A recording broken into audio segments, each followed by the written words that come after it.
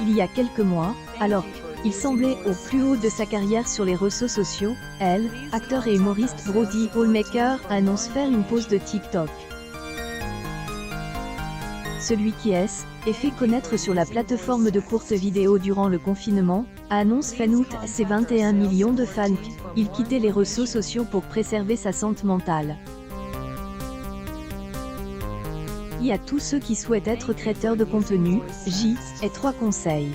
D. D'abord, ces plateformes ne se soucient pas de vous. Le contenu que vous créez, que vous consommez, est un moyen pour elles de se faire de argent. Ensuite, faites attention avec qui vous travaillez. Des gens vont vous dire qu'ils croient en vous, ils veulent vous voir réussir. Mais ils veulent juste vous utiliser, y avait-il explique. Il n'est pas le seul à avoir partagé son mal-être lié à sa profession, modelée par les réseaux sociaux. De la youtubeuse Enjoy Phoenix à plusieurs streamers sur Twitch, en passant par elle, influenceuse Line Situation, le monde de la création de contenu zen, est pas tout rose. Elle marque accès à ce contenu à AdBlock afin de respecter votre choix de consentement en cliquant sur IJ, marque accepte, vous acceptez le dépôt de cookies par des services externes et aurez ainsi accès au contenu de nos partenaires. Derrière elle, image lisse présentée sur les écrans, il y a un métier et encore récent, qui a du mal à être pris au sérieux. Il y a une vision controversée des créateurs de contenu, notamment des influenceurs. On a cette image du panneau publicitaire et en même temps, café revers, on pense que est un métier facile, y indique Solveig Marie, consultante en stratégie des réseaux sociaux et fondatrice de agence Digitalis. Il y a une différence entre les contenus pensés comme légitimes et les autres.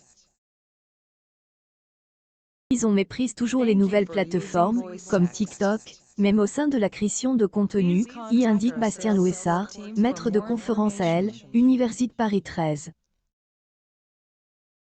Ainsi, si des créateurs présents sur YouTube sont assez bien installés, ceux de TikTok jouent un peu plus au funambule.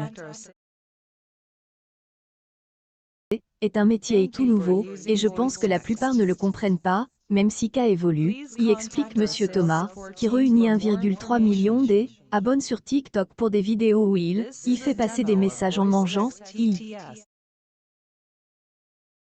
Solveig Marie le rappelle, et ceux qui peuvent en vivre, K ne représente même pas un. La plupart des créateurs de contenu ne vivent pas exclusivement des plateformes, mais cumulent les activités entre création d'entreprises et placement de produits.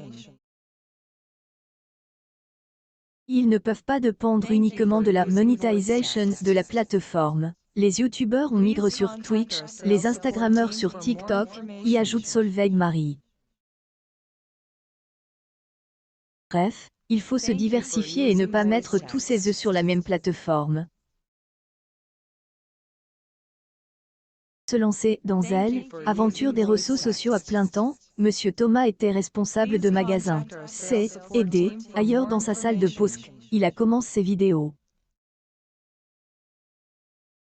Et quitte mon emploi, J avait 800 000 abonnés, C était encore bancal. Et il y avait ce facteur de stress. Est-ce que les abonnés vont me suivre dans cette nouvelle aventure? Au jour, oui, à plus d'1 million, C est un peu plus stable. C'est que du jour au lendemain, tout peut arrêter, y développe-t-il. Le grand jour est arrivé, marque accès à ce contenu à AdBlock afin de respecter votre choix de consentement en cliquant sur IJ, marque accepte, vous acceptez le dépôt de cookies par des services externes et aurez ainsi accès au contenu de nos partenaires et pour mieux rémunérer 20 minutes, n'hésitez pas à accepter tous les cookies, même pour un jour uniquement, via notre bouton J, marque accepte pour Ojo. Informations sur la page politique de gestion des cookies. Instabilité financière de celles et ceux qui se revendent à plusieurs millions d'abonnés développent une peur du lendemain. IC et beaucoup dues aux plateformes, à leur nombre, au changement des algorithmes. Le moindre changement de règle, du mode de financement, de L, algorithme, C, et tout un modèle qui risque de S, effondrer, y explique Bastien Louessard. Quand Instagram décide de davantage miser sur les courtes vidéos plutôt que les photos, les créateurs de contenu phototrinquent. Plus, le nombre de plateformes augmente, et désormais, il semble impossible de ne pas coupler un compte TikTok à son compte Instagram, Twitter, etc. Une des raisons du craquage, c'est que les plateformes valorisent les acteurs qui vont faire du contenu tous les jours, qui sont présents en permanence, y ajoute Bastien Louessard. Avant que Hélène en fasse son activité à temps plein, Monsieur Thomas se levait aux aurores pour lire et répondre à ses commentaires, et finissait de monter ses vidéos jusqu'à tard dans la nuit. Si on veut faire les choses bien, qu'apprend du temps, y martèle-t-il. Itinérant aux nouvelles plateformes comme TikTok, qui jouent sur un algorithme de recommendation ultra pointu, peuvent propulser certains créateurs de contenus amateurs au rang de superstars en quelques heures. Titre souvent éphémère, et qui peut créer un choc pour ceux qui le vivent. IJ, et eu beaucoup de mal à y faire. Les agoraphobes, et il y a un mouvement de foule parce que, on me reconnaît, c'est, et compliqué à gérer. En plus, je trouve que sur les réseaux sociaux, on estarise alors que, en soi, je ne suis pas Rihanna ou Beyoncé, y explique Monsieur Thomas.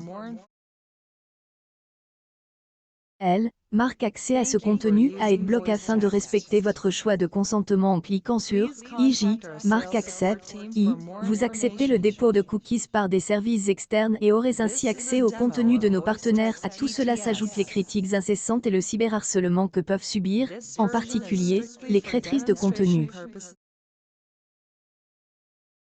Situation explique ainsi dans sa vidéo de fin juillet qu'au-delà des commentaires insultants, certains sont à menacer sa famille et ses proches. Et je pense que le cyberharcèlement est quelque chose de sous-estimé par beaucoup de créateurs qui se lancent sans avoir les clés. Il y a de vrais dangers derrière qui vont au-delà des Internet et qui touchent la vie privée, martèle Solveig Marie. Monsieur Thomas, quant à lui, a appris à moins lire les commentaires pour se protéger. Il y a ce discours qui dit « vous vous exposez donc vous devez accepter la critique ». Accepter la critique, ok. Mais pas les menaces de mort. Monsieur Thomas estime ne pas avoir à se plaindre, il explique que beaucoup de gens estiment que son métier est facile, si c'est si facile, faites-le. Je pense qu'il y a pas mal de jalousie car on vit de notre passion, y ajoute-t-il. Les créateurs et créatrices de contenu, comme toutes les professions artistiques et culturelles, souffrent du cliché autour du métier et passion. C'est le fameux adage, y choisis un travail que tu aimes, et tu n'auras pas à travailler un seul jour de ta vie, Ce qui est faux, selon Bastien Louessard. Ces métiers subissent une forte pression à image, est un ces algorithmes et ces plateformes sont ailleurs hautement critiques par les créateurs de contenu, qui dénoncent le manque de communication et des outils mis en place pour protéger les créateurs. Et notamment le cas sur la question de la moderation, demandée depuis des années par les créateurs de contenu. Elle a vu à plusieurs reprises, la moderation est complexe car on a affaire à des acteurs transnationaux, comme Google ou Instagram, y indique Bastien Louessard. Il n'y a aucun moyen de contacter TikTok si on n'est pas certifié par la plateforme, par exemple, en cas de vidéo qui saute, y soupire Monsieur Thomas. La plateforme chinoise semble de passer par son propre succès, depuis son explosion pendant les confinements de 2020. Marie, les initiatives mises en place en termes de protection visent davantage les utilisateurs que les créateurs. Et on a néanmoins quelques initiatives éparpillées, mais qui ne viennent pas des plateformes. Par exemple, ARPPEP a créé un observatoire de influence responsable, y indique-t-elle. Pas au niveau national, notamment après une de polémique sur les influenceurs issus de agence de Magali Berda et de la diffusion du Compliment Day, en queuté. Mais rien qui se centre sur la santé mentale des créateurs de contenu et sur le fonctionnement de ce nouveau business algorithmique. Ces derniers se retrouvent à être livrés à eux-mêmes.